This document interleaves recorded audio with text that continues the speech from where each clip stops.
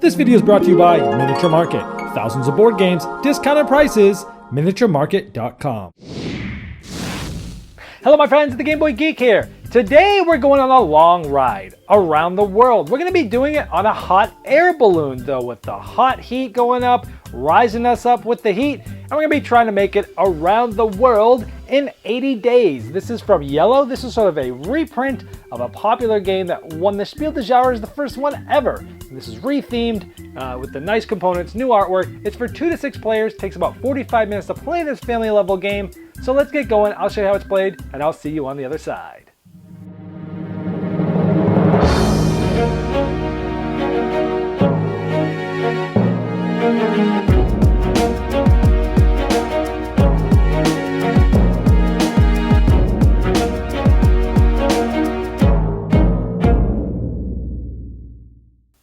Each player starts out with a hat, a top hat of their color of choice. They start with 80 coins here, and they have their own player aid that matches their color, and 3 police news rumor cards.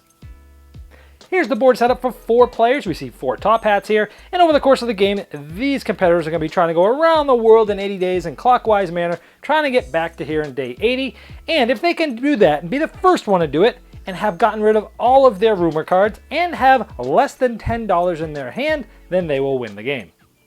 Now on your turn, you can move forward or you can move back. Let's talk about moving forward. Let's say I'm the purple player and I want to move forward 3 spaces to this guy here. So if I move 3 spaces, depending on how far you move, will tell you how much money you pay the bank. 3 spaces is $6. If I want to move 10 spaces, it's $55. And you can see, the more spaces you move, the more expensive it gets. Now when you go to this spot, you'll be drawing a card or cards from this deck. If you're in the front, meaning first place, you'll just take 1 card. If you're not, you'll take 2 and decide which one of those to enact. The other will get discarded. And these have some randomness to them. Like here, lose half of your money. Or, hey, take $10 from each player ahead of you on the track. Or some of these are character cards that you can hold on to and play at a specific time. Like in this example, hey, wait till you're on this type of space again and draw 2 cards more than the expected number. Choose 1 card, discard the others. You could say, hey, your last turn didn't cost you anything. Take back all the money you spent. Now, a couple of the cards have this in there. When that happens, you shuffle all the cards, including the discards, to make the pile again. And maybe another one like this. If there are more players behind you than ahead of you, pass your turn. If not, play another turn. So some randomness in those cards. Now let's say it's the next player's turn. They spend money to go 2 spots, and they're on this gold coin. This does nothing, but at the beginning of their next turn, they can either move like normal, or decide not to move, and take $10. In that case, they can do that as many times as they want, but every time they take the $10, they're not moving. They're essentially skipping their turn by getting money, because sometimes you just need money. Now let's say a little later, this player moves here to this betting space. Now this betting space has to do with what place you're in. First place? Well, this purple player is first place now. After all these other players move next time, if this person's still in first place, they will get $10 times the place they're in this case, just $10. But if this player was here, and they started their turn here, they're in second place, they'd get $20. But let's say this player, red, came up like this, they're in 4th place. If they started their turn, they'd get $40. Or if they were in 5th place, $50. Or if they're in 6th place, $60. So it's betting what place you're going to be in. Are you going to be in that spot when it's your turn to start? Now if you go to one of these police news spots, you go there and you flip your hat over. Then starting the next time you have a turn, what you do is you flip them back over and you will turn in one of your police news rumor cards. Remember, you need to get rid of all of these in order to be able to win the game. So you can only go to this spot if you have one of these cards. Not only are you going to turn this over and get rid of this card, you're also going to take $10 times the place you're in. So if you're in first place, it'd be $10. If you're in 6th place, it'd be $60. Now we talked about moving forward, let's talk about moving backwards. Let's say this green player needs some money. When you go back, you can only go back to the next red spot, and only if it's unoccupied. It's 1, 2, 3, 4, it's 5 spaces. So this player would get $50. It's always 10 times the amount of spaces you went by. Now if this player was here, this player could not go back because it's already occupied. You can't go to the next one there. So moving back to the next red, sort of basically it's a layover space, would give you that much money times 10, however many spots you moved. That's pretty much all the moves in the game, and as you get towards the end, what's going to happen is you're going to be having this calculation going on as to how much money do I have, did I get rid of all my rumor cards, how can I get here and have less than $10 and be the first one to do so, and make sure I don't have any rumor cards. So there's lots of moving forward, lots of moving back, lots of staying here for money, all different calculations going on, but the first person that does that is the winner. Now, any game that won the Spiel des Jahres, I'm going to be interested in because that is sort of in my wheelhouse. I love those family level games that are easy to teach, that are very approachable. You can teach new people, but yet have a lot of enough depth there to make people like gamer enthusiasts love them too. So I was interested in this. And of course, Yellow always does such a great job with their production and their artwork. Anything they do, I really want to touch anyways.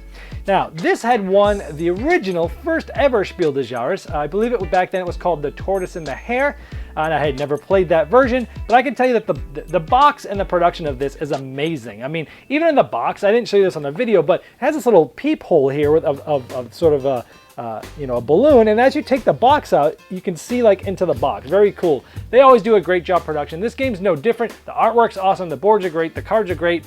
They even went overboard by putting those boards with the money. That's where the money is held on these little boards. So production-wise, it's excellent. And what did I think about the game? Well, there's parts of it that I did like, so let me go over that first. There's definitely a lot to think about here. For as light as the game is, there's still some very interesting choices to make. I like it with more players. At least four or five is probably about my favorite because it gives you some really interesting choices, especially for a lot of those betting spots that say 3, 4, 5, or 6 on there. So I like at least 4 players there to really open up all the spots on the board.